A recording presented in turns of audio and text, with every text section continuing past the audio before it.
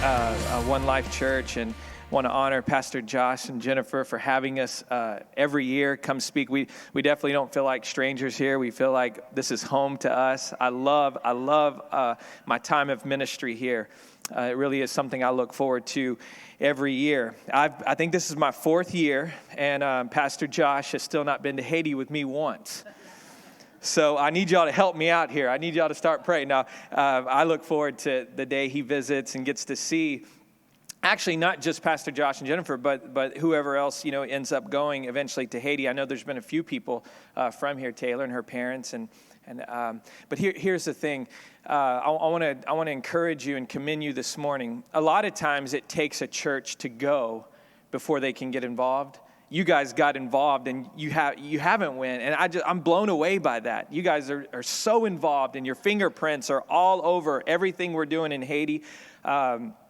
I know every month I can count on support, and then throughout the year, there's sometimes like this morning, there's special times where we're blessed by you guys financially or through prayer, and so just want to say thank you. There's going to be something that happens really special, though, when y'all go and get to see where you guys have been investing for years into these kids' lives, and many of you follow us on Facebook. If you don't, make sure and do that, and so when you see those kids, I don't even think they'll be strangers to you, because you've already been sowing seeds in their lives. So thank you, One Life Church. Give yourself a hand, because that is amazing what you guys are doing. You guys are impacting the country of Haiti. And like I said, it's an honor to be here. I want my wife. Can you stand up, Mandy, just so everyone can see you? That's my wife. And we have 3 children. We're adopting one from Haiti. And it is an honor and privilege to get to do what we do. I wanted to honor my wife because there is a special grace on her life that affords us to do what we do. I don't want to say it's a sacrifice because we feel honored to do it, but we travel, we're gone a lot. If we're not in Haiti, we're traveling and speaking at different churches. We're leading our organization. As you can imagine, our plate's pretty full. And not to mention, we have 3 children and we're adopting one. So we're about to go from a family of 5 to 6. And oh, by the way, we're also taking in another little girl from Haiti so that she can go to school here. So we're going from 5 to 7 sometime this year. So we're pretty busy. But we couldn't do it. I could not do it without my wife being on the same page with me. We do it together as a family. And so God has given her a grace, and she wears it beautifully, and it's how we're able to do this. And so thank you, Mandy. And also want to introduce our team. Is that okay? We love relationship, and listen, Coreluv is a team sport. Orphan care is a team sport. In fact, I'll tell you this, anything you do for God is a team sport. It is not meant to be done alone, and that's why we honor. This is Misty. Raise your hand, Misty. Misty and Chris have answered the call to oversee our School of Missions and our internship program that we have every summer. We have 2 months of interns, and they're overseeing that. And her husband, Chris, he also helps us he oversees our finances. So they're such a blessing. Mary Claire, will you raise your hand? Mary Claire is going to be our one of our July interns. And so we're so excited that she's on this trip and will be spending a month in Haiti, giving her life up to defend the orphan in Haiti. This is Ashlyn. Ashlyn has been an intern several times, led internships. She's been with us pretty much since within our first year she joined our team. And she oversees all of our social media. Does anyone follow us on Facebook, Twitter, Instagram, anything like that? Doesn't she do a good job? That's her. And she does a phenomenal job of being a voice for these children, using the platforms that I say God's given us because it's free to use. And she does a great job. And she will be entering our School of Missions in August. And in January, will be moving to Haiti to make that her life. She is going to be a full-time missionary under Coreluv. Yeah, amen. One of my desires, me and Mandy, this is one of our desires, that one day, all of our churches that partner with us and that we come and speak at, that one day, there will be as many missionaries from this house sent out as there are pastors and staff members within the church. Isn't that cool? I mean, because if you read the Bible, there's a lot of talk about missionaries and the fivefold gifts, which are obviously extremely important for the health of the church. But 2,000 years later, you see more emphasis a lot of times on the church and the fivefold, but not so much on missionaries. And so that's why we started our School of Missions. And I think that would be so amazing if you go, oh yeah, look at our pastoral staff, and here's our missionaries that we send all over the world. Wouldn't that be awesome? Y'all with me on that? I believe God's going to do that. I believe we're on the front end wave of a movement of sending missionaries all over the world. And I believe One Life Church is going to be one of those churches, because you already have seed in the ground in places that I'm excited. If you can't tell, I get excited about that. But anyways, thank you so much for the opportunity to be here. If you have any questions about those things I just mentioned, or you want to meet any of these guys, please see us back there. And then Heather is in the sound booth, because she kind of oversees. She's going to oversee the slides that we show. But Heather is our personal assistant. And with as much as we travel and we're running 100 miles an hour, we couldn't do it without Heather. She's also our admin assistant. So let's give Heather a hand, and she does a great job. Well, in case you don't know about Coreluv, and you haven't been here the last few years, or I want to say our vision to you. Our dream is to bring the hope of Jesus Christ to orphans. Very simple. We do this by partnering with communities and orphanages around the world. We work in impoverished areas to provide an orphan 6 basic needs. And we do this to see hope return to children, families, and communities across the nation. Those basic needs are clean water, food, healthcare, education, job skills, and a loving home. Now, those 6 basic needs I just mentioned, that's why we do it. I want to also say, probably, if I had to guess, no one woke up this morning concerned about any of those things. In fact, I would say the last week, the last month, and maybe years, there are people in here that have not been concerned about those things. Why? Because we're blessed, and we get those things. Well, God has sent us to children without moms and dads. So not only does a mom and dad, they're not in the picture, they're not in the child's role to be concerned about that. It's left up to the children. And that is what One Life Church partners with us. That is what we get to do. We get to go provide those things for these children. Isn't that amazing?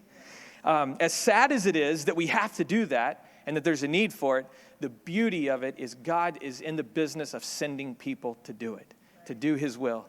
And so thank you guys for that. Our key scriptures are Isaiah 1:17. Learn to do good, seek justice, help the oppressed, defend the orphan, fight for the rights of widows.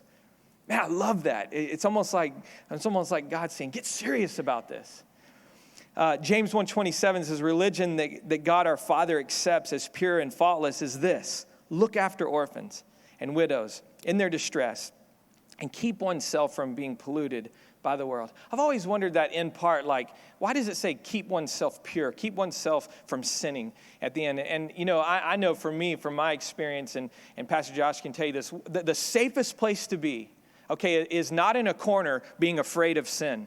The safest place to be is doing God's will. Whatever he's called you to do, be on the offense, not the defense. And I think that's what he's saying there. He's saying, it's not something magical about the orphan and widow. I think he's just saying, for one, the orphan and widow will never give you anything back. The motive's kind of pure. When you do something for the orphan, you're not going to get a pat on the back by anyone.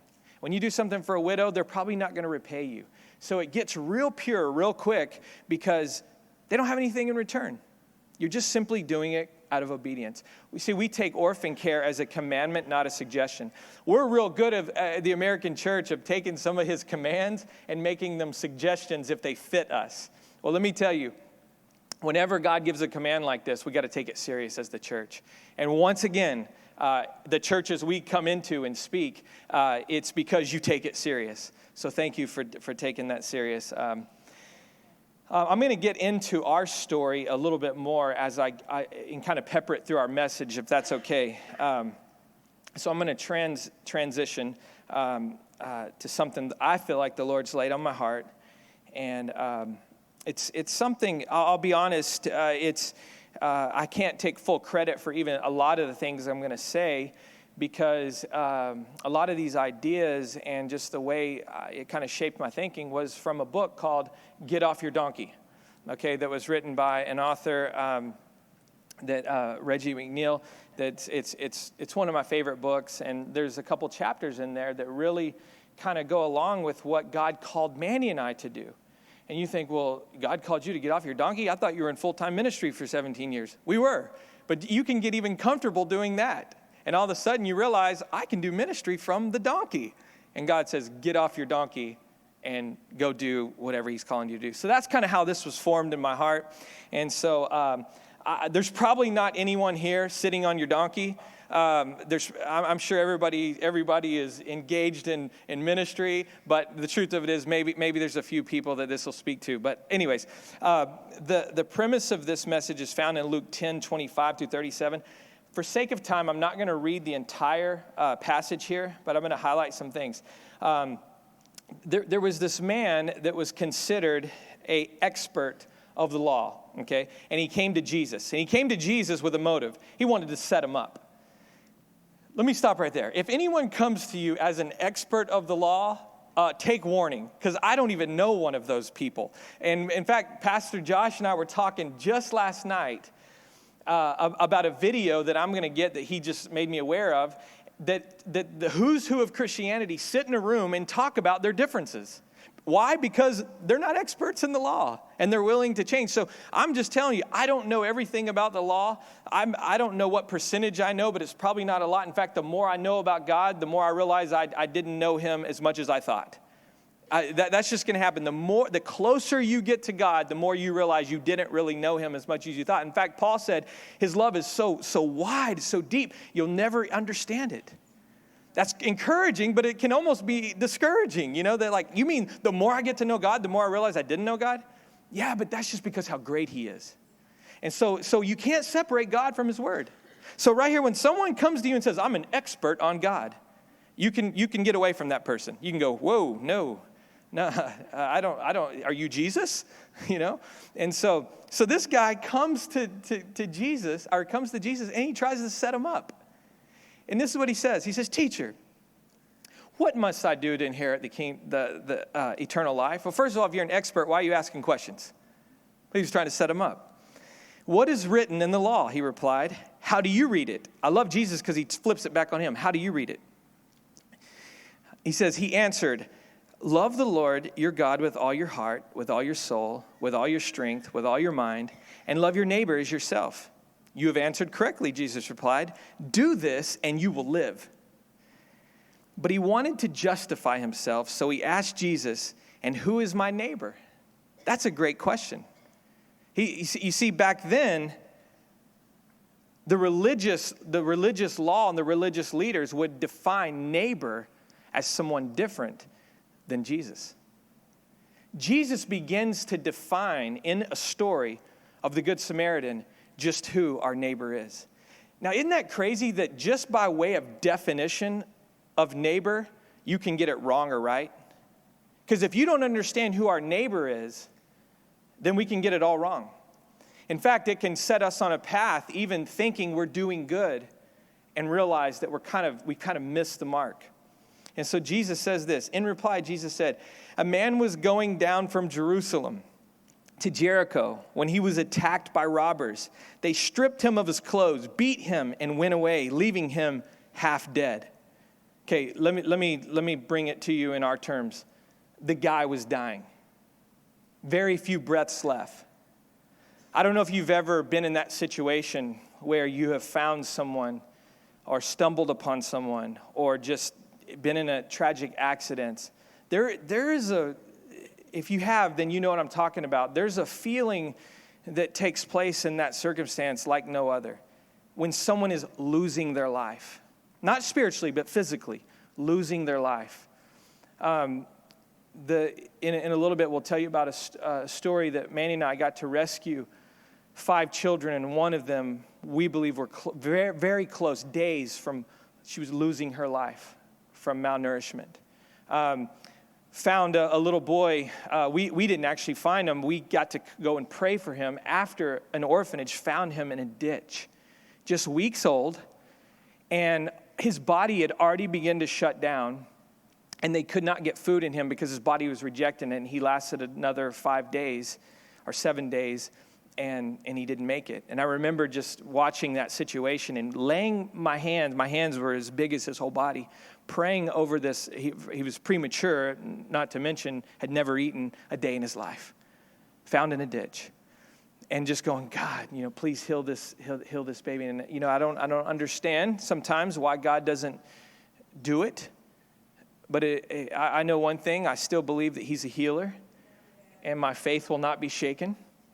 And I'm still going to stand on God's word. And the next opportunity God gives me, I'm going to lay hands and I'm going to ask God to bring a healing. And we've seen it. But in this case, it didn't happen. And I said, Lord, I don't ever want to be 7 days late again, because the doctor said that probably if they would have found him a week earlier, maybe his body would have been able to receive the food. Anyways, that's what's going on here. That's really what's going on. And I want to bring that in because we probably haven't seen that. So if you haven't been in that situation, you can read right over this and it just becomes a cool story. And so he was half dead. In fact, it says he was half dead. A priest happened to be going down the same road. And when he saw the man, he passed by on the other side. So too a Levite, when he came down the same road on that same place, he saw him and he passed by on the other side. But a Samaritan, as he traveled, came where the man was, and when he saw him, he took pity on him. He went over to him. He bandaged his wounds. He poured oil and wine. Then he put the man on his own donkey and brought him into the inn and took care of him. The next day he took out 2 denarii and he gave them to the innkeeper. Look after him, he said, and when I return, I will reimburse you for any extra expense that you may have. Which of these 3 do you think was a neighbor? The man said, the expert of the law said, the one who had mercy on him. And Jesus said, you are correct. Go and do likewise. Now, there's 2 things when I read this story that jump out to me. And this is where I'm going. I'm going to let you know where I'm going this morning. Okay? We're going to pull about 4 or 5 lessons from this story. And then we're going to get into 3 or 4 things that will keep you on your donkey. Okay?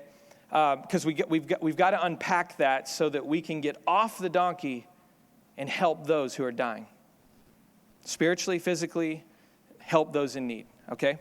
So here we go. The 2 things, if you're taking notes, here's 2 things. One is the Samaritan had to get off his donkey. Okay, this required him to get off the donkey. He couldn't from up there go, hey, everybody stretch your hand towards the dying guy. We're going to pray a blessing, and then we're going to ride the donkey on, to our way.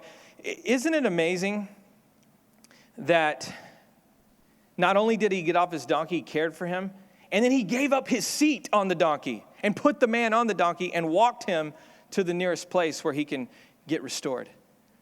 So that's the first thing I see. This dying man, the guy got off his donkey and he helped him. Pretty simple, but profound. He saved someone's life. Number 2, Jesus ended the story with a clear instruction. I know that Pastor Josh is doing a series on peace.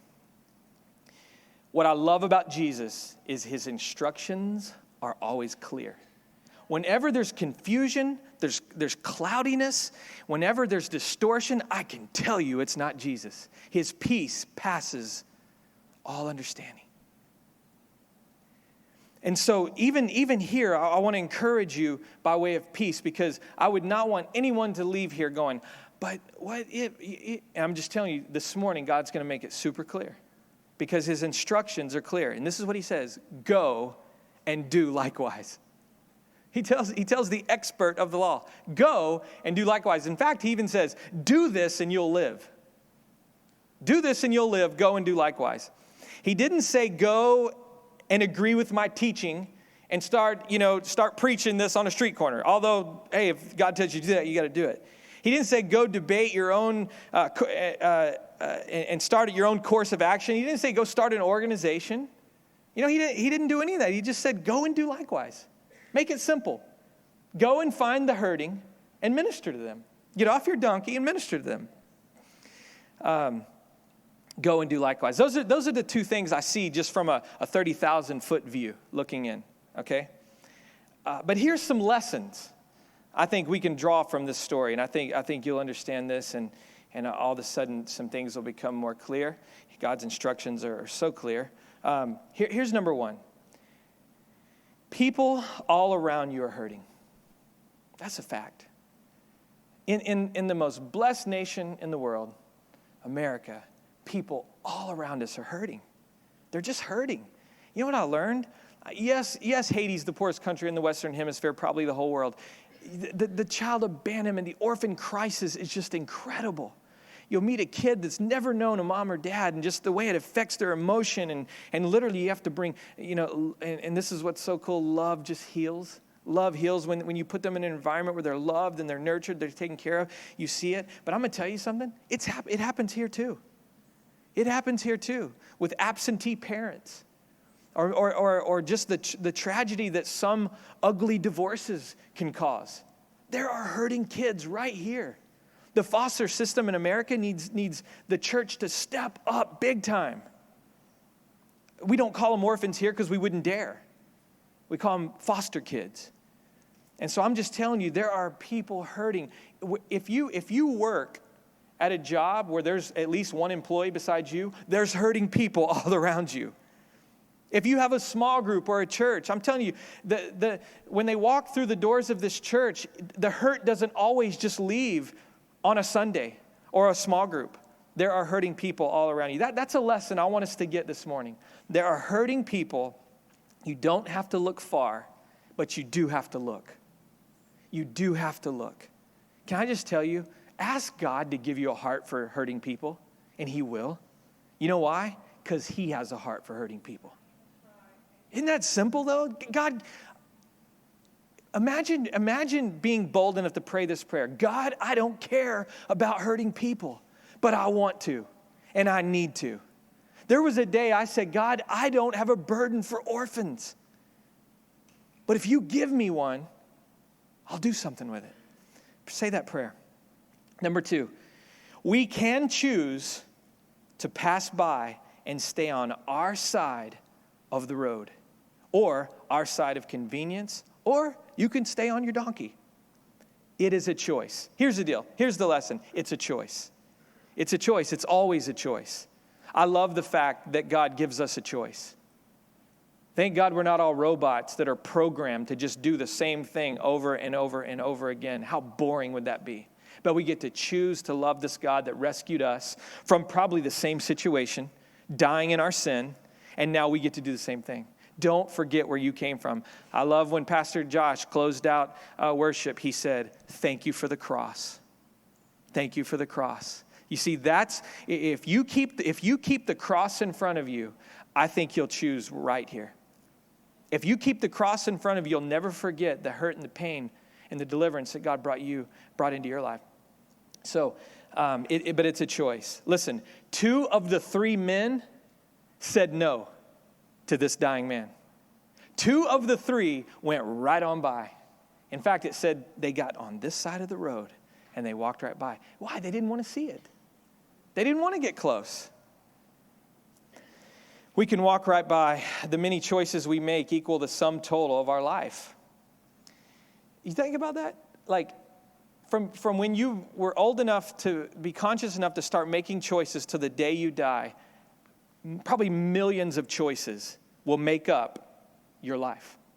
Listen, I can tell you this as believers. This is a no-brainer. Choose to help the hurting. Choose to help the hurting.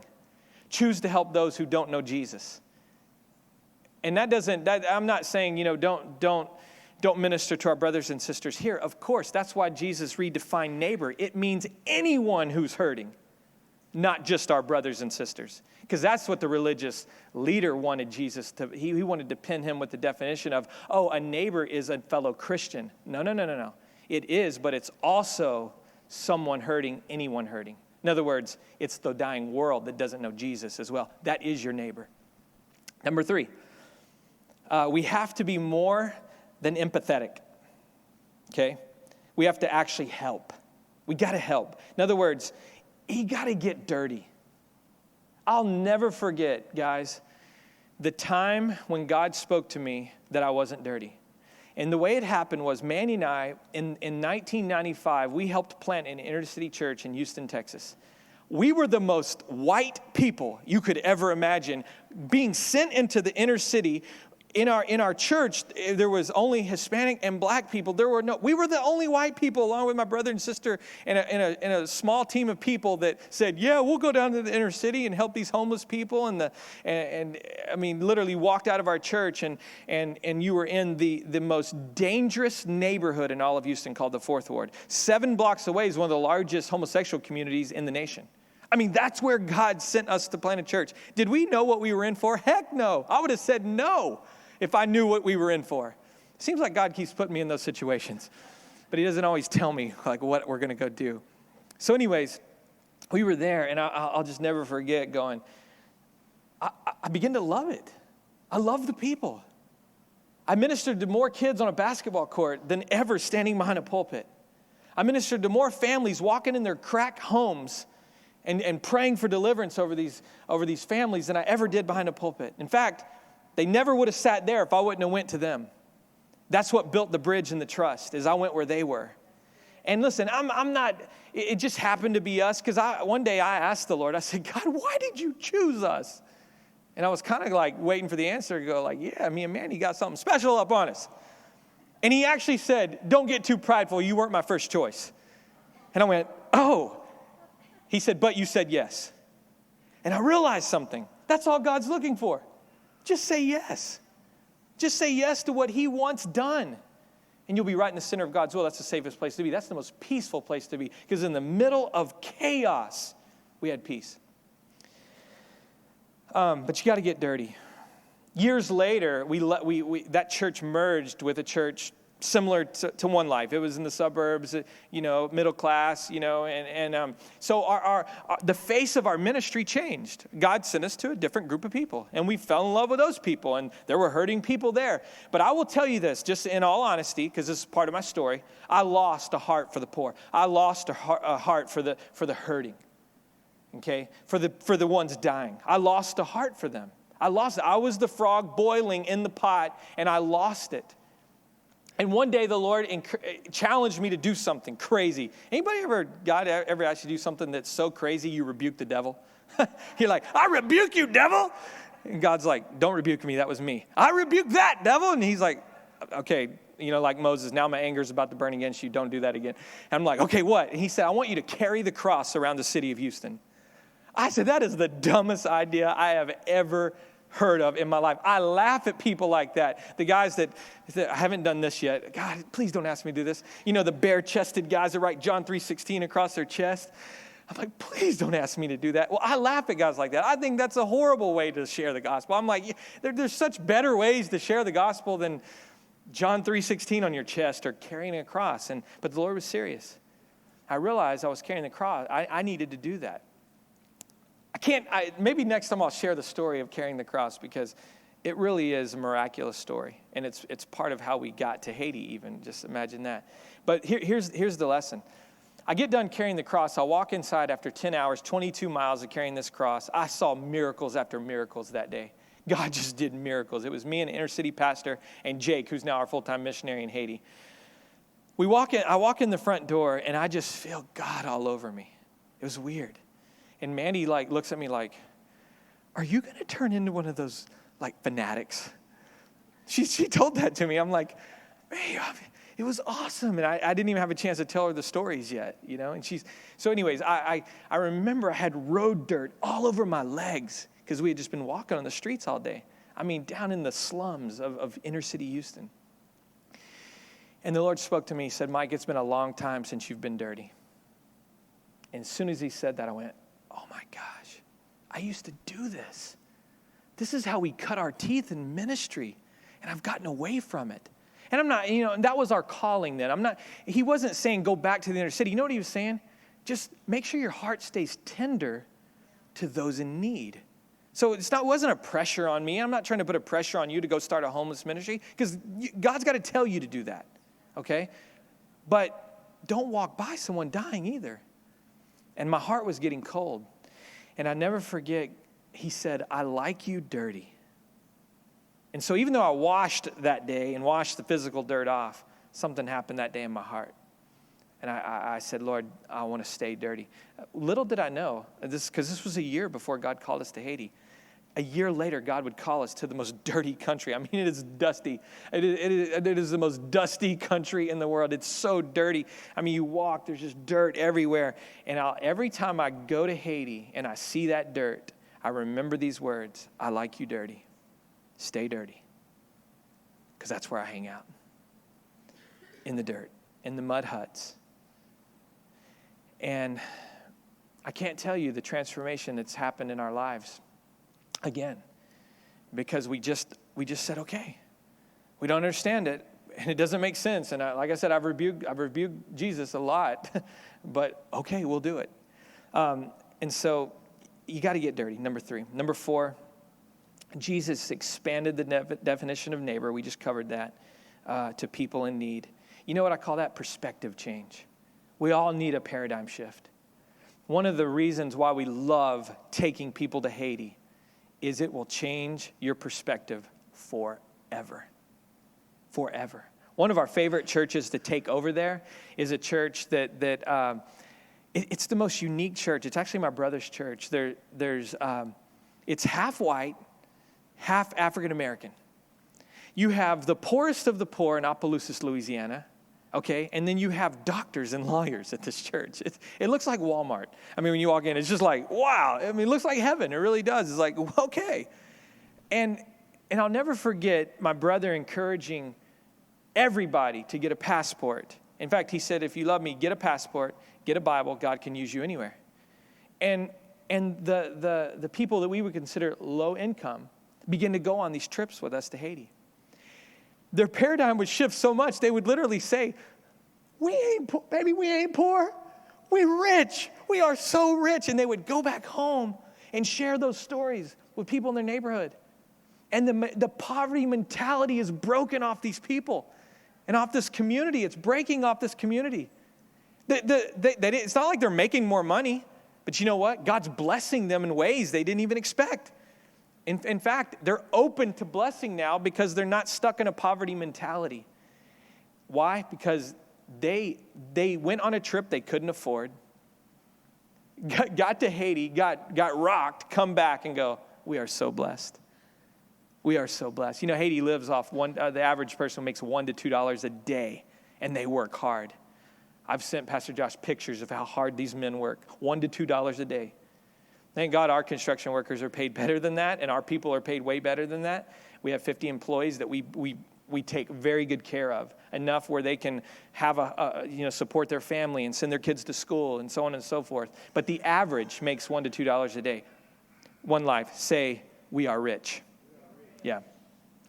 Perspective change. Number 5, the helper here knew that he would need, I love this point, knew that he would need partners to see a full recovery.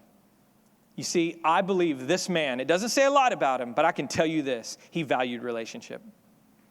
You realize he left the man at the end and said, hey, whatever else you need to do for him, you do it, put it on my tab, I'll be back to pay for it. Okay, if you're not a man of relationship and have a good reputation, that doesn't happen. You don't just walk up to someone and go, hey, do whatever you need to do, run up 1,000, don't worry, I'll come back next week, I'll take care of it. He was a man of relationship. Listen, the kingdom of God is built on relationship. I believe we need to build 2 ways and keep it simple, relationally and generationally. I love that almost 50 young people are going to camp because my life got rocked at camp. I know Pastor Josh's did. And you never know. You just never know what God's going to do in that Kairos moment at camp. And so building for the younger generation to come up and take the torch of what we got to start or be a part of, it's just amazing. That's how God builds. And this man knew that if he did it alone, full recovery wouldn't take place. Listen, I'm that guy. If you think Manny and I, just walked in Haiti one day and this organization has become what it is and whatever God decides it to become, on our own, you are missing it, okay? I would say, if we're in the inner city, I'd say you are on crack, okay? If you think that Manny and I just created this thing. Listen, we wear inadequacy like a badge of honor. Because we're like, God, are you, buy land? Are you sure? Build an orphanage? We don't have the money. Rescue kids? Can we afford them? I mean, you can just imagine the mental conversation I have with the Lord every single day. Another orphanage? It's crazy. Take 600 people a year to Haiti and introduce them to orphan care? Well, listen, through all that, God has brought wonderful relationships like One Life Church, like Pastor Josh and Jennifer, and in miraculous ways. Some of you may go, well, how long have you met Patty? Listen, Pastor Josh called me on the phone. I didn't even know him. And he said, I needed to call you and talk to you about your organization. We want to start supporting you. I said, well, don't you want me to meet? Don't you want to meet me? He's like, no, my wife met you at a conference and she told me to call you, so I'm calling you. I'm like, thank God for obedient husbands that submit to their wives. Thank you. And the rest is history. And I said, well, because we value relationship. I said, well, thank you. And we will receive that. There is a great need, but I'm coming to meet you. And we came down here and met them.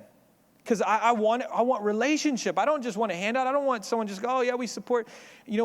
I wanted, and it's not just about speaking and preaching. I mean, because I would come here whether we did that or not. It's about relationship. And this man knew that. You got to get that lesson here. This is all part of getting off your donkey, walking across the street, and helping the hurting. Okay? Now let's get into some things real quick that'll keep you on your donkey. All right? This is probably my favorite part because I got to get you off. I got to get you off this morning. You ain't gonna ride outside this church on your donkey. Okay? You're gonna walk out and have a seat for somebody. Okay? So you can bring some recovery to them. Okay, number one, are you ready for this? Religious activity. What? Are you kidding me? Religious activity is going to, yes, religious activity. Who walked by the man dying? Priest and who? A Levite. You know who those people were? Okay, the priest offered various sacrifices, conducted religious ceremonies in the temple of the day. The Levite took care of operational aspects of the temple life, buildings, grounds, utensils, all that good stuff. In other words, this was the church staff. These men were the church staff. And they walk right by this guy. They were in full-time ministry. I want you to get this statement, okay? They opted out of helping a dying man in order to preserve their ability to perform their religious duties. You see, they were on their way to church that day. They were on their way to the temple, and they didn't stop to help the dying man. Why? They had to fulfill their duty. Wow. That's powerful. So what Jesus was doing, the reason why he was redefining neighbor, he was blowing up religion. Didn't he do that? Don't you love that about Jesus? He broke all the rules. People hated him because he made it easier for people to love him. When the religious experts would say, you got to memorize the Torah, you got to do this, you got to do that. Oh, and then maybe you'll be called to follow the rabbi. The real rabbi, Jesus, comes in and goes, my yoke is easy, my burden is light. Who wants to follow me? You just got to be willing. You just got to be humble. You just got to be willing to help the poor. Follow me. The religious guys are like, what? You can't do that. You can't do that. And he's like, yeah, when I'm gone, they'll fast then. Come follow me. It's about relationship. It's not about duty. It's not about religion. It's about relationship. I love that about Jesus. You see, that saved my life as a young man. I didn't intend on sharing this, but listen, religion almost killed me as a young man. Almost killed me. Went to a church, and all I got was rules. All I got was painted a picture for me of a God that was mad, daring me to step out of line, and the hammer of God was coming down to smash me until I repented enough to get back on track, and then I could go on. There's people in here right now, your view of God has to be renewed. It is not about religion. It is not about a set of rules. It is about a relationship with Jesus. And listen, I know you may have heard this before, but if you were the only person on the face of the earth, the plan to send Jesus to the cross, to restore man back to God would still be in place for one person, and that's you. It just so happens we can lose ourselves in the face of the crowd and all of a sudden not realize that God has the ability to love us individually, unconditionally, not because of a set of rules that we completed, but because we're sons and daughters. And when you see yourself as a son and daughter, you see that man as a son. You see that woman as a daughter that's dying. God's son, God's daughter becomes your brother, your sister, and you say, that's my neighbor. I want to help them. Amen. I'm preaching good, okay? So I think y'all are just soaking it in. I think some of you got like 1 foot, off the donkey. You're starting to dismount. But anyways, Jesus was blowing up religion. I think I came to worship night last night. I kind of snuck in the back, and I was like, whoa, and it was thick in here. I don't know. I think there was a smoke machine going on. But as thick as the smoke was, I felt the presence of God. And I went, man, we're blowing up religion in this place. And then they started praying for today's service. I was like, it's on. It is going to be on this morning. And because that's just listen, if we're going to be effective in the world today, we got to blow up religion. People are bound by religion. In fact, that may be why they're bleeding out. That may be the very reason they won't even come through these doors, because they've been hurt by church. They've been beat up. The machines chewed them up. And God's going to send a Samaritan. Who? A nobody. A Samaritan that just goes, man, I love people. What? Say, man, come to One Life. It ain't like that. We're in love with Jesus. We're not going to put a bunch of rules on you. We're going to fall in love with Jesus together. That's what it's about. That's how you help the hurting. Number 2. Let me say this. The most thriving churches that Mandy and I traveled to a lot of churches, okay, over the last 4 years. I can't even count. I mean, a lot of times maybe 15, 20, maybe more. I'm maybe too conservative per year. So the last 4 years, that's a lot of churches. The most thriving churches are those that are living missional. I think Pastor Josh finished a series like living missional or mission on point. And just want to encourage you guys to live that. Go back and listen to that again and again and again. Because the most thriving churches we get to walk into are those that are living on mission. Those that are falling in love with Jesus and loving their neighbor. It's simple. That's it. Thriving churches. And that blows up religion. Number 2, what'll keep you on your donkey is if you're judgmental. Hello. If you're prejudiced, you'll never get off your donkey. See, I faced that firsthand in the inner city. Thank God I learned that lesson there, because in Haiti, I'm able to I guess God can expedite some things because of the lesson learned. That's why God teaches you lessons, right? You learn lessons so that he can get you down the road to where you need to be. If you don't pass those lessons or try to shortcut or avoid them, guess what? You got to go back and take them again. God doesn't just give the passing grade, the wink, and say, oh, don't worry about it. We'll catch it up later. No, you got to pass those tests. Well, one of the tests for me was being judgmental and prejudiced. I told you we were some of the only white people in this neighborhood ministering to all black folks and all Spanish folks. Well, we now, God, I mean, I'm in a country, and I feel more at home there than here. I'm just going to be honest with you. I love the diversity. I love it because God loves it, and it's who he is. Jesus is not American. Some of you need to write that down and post that somewhere on Facebook and then just get ready for a debate. Jesus is not American. Never will be. He's not bound to our American dream system. He's not bound by anything we got going on in America. He's not American. One of the most common things we hear in Haiti when people go is they go, I've seen a side of Jesus I didn't know existed. And I'm like, yeah, I know. Isn't it cool? And he's like, he ain't American. I said, yes, he's not American. And so, man, just that perspective. But when you begin to open up to that, you begin to see people how he sees people. Listen, what I realized in the inner city is every person on those streets that are homeless, that I would say, oh, they could get off if they wanted to, or they probably, someone's enabling them and all these things. You know what I realized? Everyone has a story. And that story is important to God. whatever happened to them, whatever, cards were dealt against them. I don't know, but I just know this. Until you are at least willing to get off your donkey and get down and say, what's your story? I believe you'll set yourself up to be prejudiced and judgmental over them.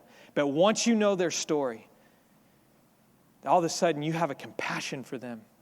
And you're saying, man, how can I help? What can I do? How can I pray for you? And so the evil twins that run together in this area are these two statements. They're just, that's just the way they are, and that's just the way it is. That's an evil statement. That's not just the way it is. That's not just the way they are. They're a person that God loves and died for, and they got a story. And the story's not over. And God's sending you to help them finish the story of redemption, of like this man that was dying, and the Samaritan says, listen, it ain't over. You still got breath in your lungs. It ain't over. There's more to be told. There may be people here, you feel like, I don't have a story. My story. Listen, it's all about the story. If you're here this morning, it ain't over. If you're here this morning, your marriage isn't over. If you're here this morning, there's hope. Why? You're still breathing. There's still more chapters to be written that make your testimony and your story. Why? Because God wants you to share it with somebody else who needs it. But man, if we continue to be judgmental, we will miss it. Listen, here's a question. Do we really believe they need Jesus? Do we really believe Jesus can help them? Do we really believe that Jesus died for them as much as he died for us? Of course, the answer is yes to all those. But if we're judgmental, we'll actually debate that. Not out loud. Of course we wouldn't. We would never say, I don't know if Jesus died for them. I mean, they're kind of, whoa, look at them. No, of course not. But I think staying on your donkey is saying that. Because if you believe that, you'll get off your donkey. And you'll walk over and help them. See, I believe words are cheap most of the time. Actions always speak a lot louder than words, don't they? You get off your donkey, that says something.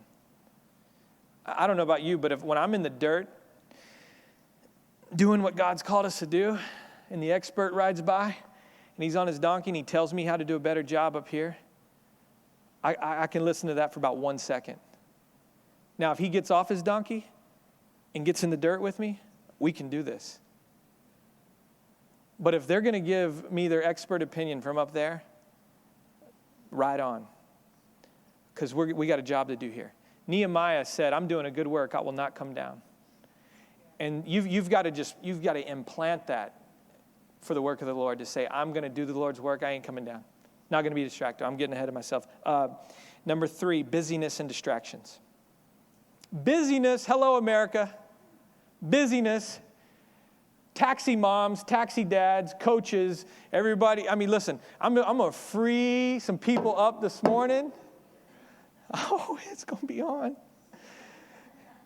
You see, I thought my kids' school put a hit list on me. The coaches put a hit list on me. I can't verify this, but I really think so. Because I told the coach my kids weren't running track. Because they played volleyball and basketball, and my oldest son played football. And I said, the Reiszners are taking a break. We are busy. We don't just have a family of 5. We got a family of 100 kids in Haiti that we're busy. I said, the Reiszners are taking a break. They begin to put pressure on my kids at school. What can we do to talk your dad into this? My daughter finally just got real with him and said, you don't know my dad. We ain't running track. And I got text and phone calls. Now, I'm not upset. I mean, they I consider it, I'm kind of proud that they would want my kids to do that. My kids aren't here, so I can tell you they're not the fastest in the school. I mean, they weren't going to make or break the track team. And I promise you they're not going to college to run track. Okay, so, but I appreciate that they wanted them to be a part and they wanted the experience. I said, listen, I take my kids to Haiti one time. They get more experience from that than 30 years of track. Trust me. We don't need any more experiences. And then I told him, I finally said, but if you'll go to Haiti with me, maybe we can talk. And so I'm trying to get them to Haiti. My kids' school goes to Haiti, but I want the coaches to go so they can teach our kids some track over there. But anyways, my kids were like, oh, Dad, and then about 2 weeks later, they were watching the other kids run track, and my daughter goes, I'm kind of glad you didn't let us run track. I said, yeah, you can thank me again. So, but here's the deal. We had to unplug. The school didn't fall apart because my kids didn't run track, and I'm not living vicariously through them. I'm trying to show them an example of what a godly father, a godly husband is supposed to be. And I don't get on the sidelines, and even though I'll coach and I'll participate, listen, I try to keep it in perspective. It's a sport. There's so many things, guys, that here's the deal. Learn to say no. If we don't learn to say no, we will not be able to say yes to the things God tells us to do. Why? Because a no equals yes. Every time you say no, you free yourself up to say yes. But if no is not part of your vocabulary, you will be forced to say no, or you will break down, or you will find yourself running 1,000,000 miles an hour on the treadmill of busyness, step off and go, we haven't gone anywhere, and I'm exhausted. That's what running a treadmill is. I hate running on a treadmill. I wish I could follow that up with, I run outside. I can't.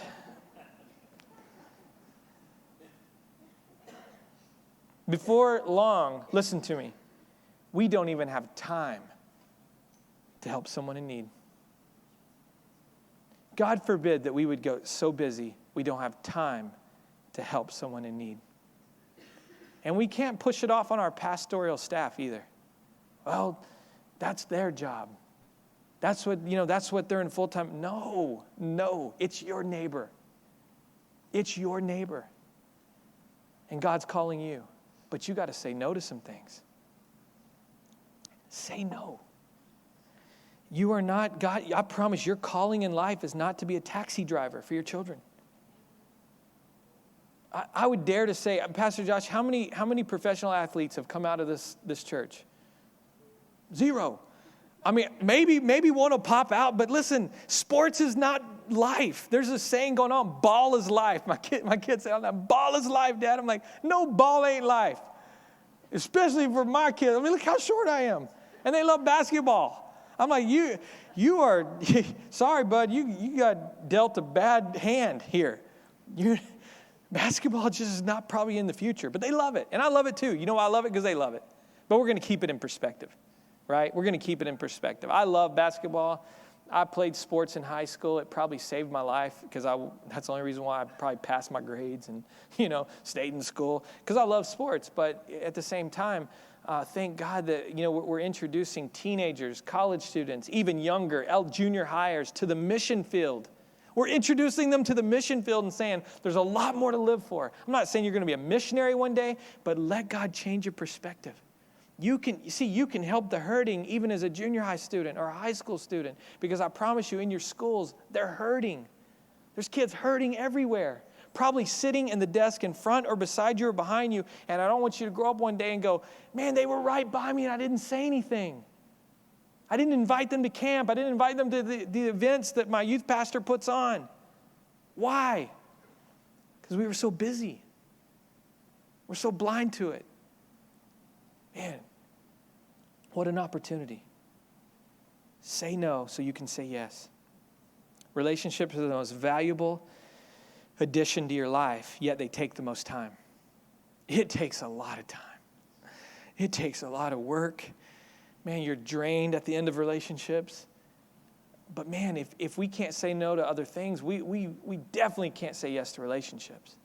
Listen, the kingdom of God is built on relationships. Make sure you create margin in your life so you can add relationships to your life, okay? Listen, your life will be full, but it won't be fulfilled. There's people in here today, I guarantee your life is so full. But I want to ask you something personally. Are you fulfilled? I mean, are you fulfilled? Or do you say, man, I'm so busy that I'm tired, I'm exhausted? I'm going to tell you something. The enemy wants you exhausted.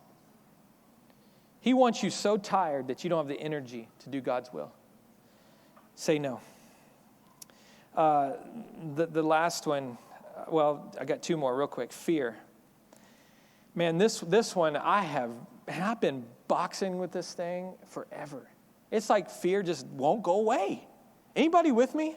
Or are you too afraid to raise your hand? You know, how many of you really like you're like, fear can grip you. It can paralyze you. I mean, it can. But so many times, here's the deal with fear. Okay, let's. Fear comes from the enemy, and God knows that. Okay, God knows that.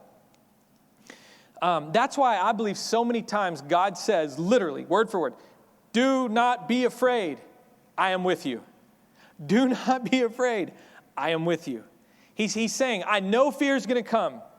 That's not catching me off guard, but I'm with you. I'm with you. I'm with you. That thought alone, that knowledge of walking in that truth that God is right here with me will set us free because his perfect love casts out all fear. Here's a couple things about fear. It always appears larger than it really is. It's got this mean mask. And it's big, but when you expose it, you're like, I was afraid of that. What I was afraid of didn't even happen. I was worried about nothing. It didn't even happen. You can only imagine how afraid Manny and I were to get on a plane for the first time when God said, go to Haiti, and we've never been out of the country. My wife was deathly afraid of flying, and the Lord spoke to her literally and said, if you don't get on the plane, you'll miss out on what I have for you. Point blank. God, can you say it in a little bit softer, way? Yeah, if you don't get on the plane, you'll miss out on what I have for you. If you give in to fear, you'll miss out on what I have for you. Thank God we got on that plane. I'm glad he didn't tell us what we were going to get ourselves into because we probably would have just said, okay, we'll miss out. Not just kidding, but because it's a giant. It's a mountain. Listen, when God calls you to do something for him, I promise you, it's going to be bigger than you. That's why you need people.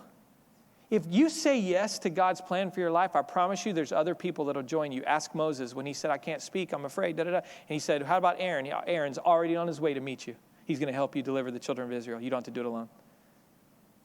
I have a word for some of you. God's waiting for you to say yes so he can send you an Aaron to team up with you and help you. Because it's a team sport. The last one is being overwhelmed will keep you on your donkey. This is my favorite. Because whenever you begin to do something for God, it is going to be overwhelming. It will be a giant mountain. The need is a giant mountain. There are so many hurting people, it is a giant. And you know what? You can look at that and you can go, what difference could I make? Really. Let me tell you something. Decide right now that one is worth it. I'm going to say that again. Decide right now that one person is worth it. There's nothing that says this Good Samaritan went and started a nonprofit. But he valued one. He valued one. Listen, there are 151 million orphans in the world today. You know how many times I've stared at that mountain and said, are we even making a difference? Only 250,000 get adopted each year. And before you think that's a big number, let me tell you how many years it would take to adopt 151 million orphans at the rate of 250,000 a year. 604 years. It'll take us 600 plus years to adopt 151 million orphans. And that's if no other children became orphaned. If that number is too overwhelming, which it is, I know it is, it still is for me. I'm still trying to listen, every 15 seconds, a child is orphaned in the world. Since I've been preaching, can you go back to that other slide?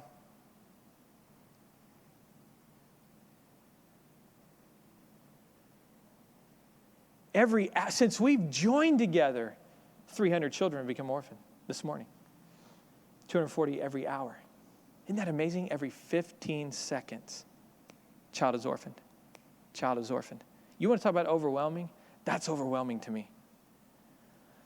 But God has spoken to Manny and I to not look at that. Look at the one. Numbers and statistics are always overwhelming until you know the name of one of those numbers. Today, I want to introduce you to a little girl. Her name is Cassandra. And Cassandra, she's kind of has a special place in my heart because she's kind of that example that God has given me to remember the one. So whenever I start looking at the mountain, and it tries to appear or make itself known to me on a daily basis, to be honest with you, and I just go, it was worth the one. If we pulled out tomorrow, it was worth the one. In fact, when we found Cassandra, she was literally laying in a mud hut because she's crippled. She was laying naked in her own waist, no one to help her. Her 4 siblings are all younger. The 8-year-old, Sandra, was taking care of the house. It's the first time I ever saw a child led home. And I said, that's not right. That's not right. And you were talking about overwhelmed right then. And by the way, our orphanage wasn't even opened. That day, we opened up the orphanage by taking in Cassandra and her siblings and ended up in that village rescuing 14 children that day. That's how we opened up the orphanage. And that's her. That's Cassandra. And see, now the 151 million orphans, it doesn't overwhelm me. It's not because the number got smaller. It's because God gave me the ability and I was willing to see the one. Because when you see the one, it all comes back into perspective. And you'll find yourself going, I've got to get off this donkey. How dare I ride by? How dare I go by and watch this? And so here's what I want to close with. We actually have a video that, and I'm going to let Pastor Josh decide when that needs to be shown, if we have time. If not, that's okay. I can leave it here and y'all can see it some other time. But here's the question. I want you to stand to your feet real quick. And maybe just by you standing up could be a representation of like getting off this donkey. This is what I want to ask you. That's what I want to ask you this morning. Are you willing to decide that one will be worth it? Okay. Will you decide this morning that one will be worth it? One person that needs you.